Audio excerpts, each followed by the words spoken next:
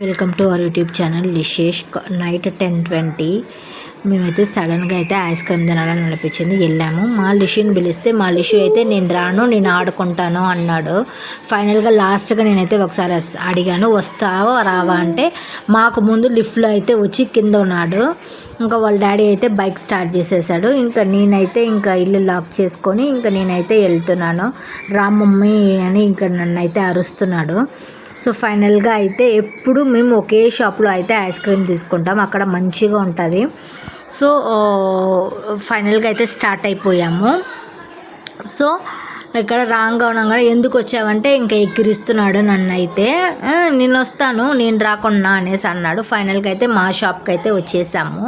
That mean మా favourite shop. అక్కడ వచ్చి ఐస్ క్రీమ్ అయితే తీసుకున్నాం. మా హస్బెండ్ అయితే తీసుకోలేదు, నేను మా లిషు అయితే ఐస్ క్రీమ్ తీసుకున్నాను. ఫైనల్గా అట్లా అరుణ్ ఐస్ క్రీమ్ అట్లా ఉంటుంది కదా, అది బాగుంటుంది యాక్చువల్గా, అదైతే తీసుకున్నాడు.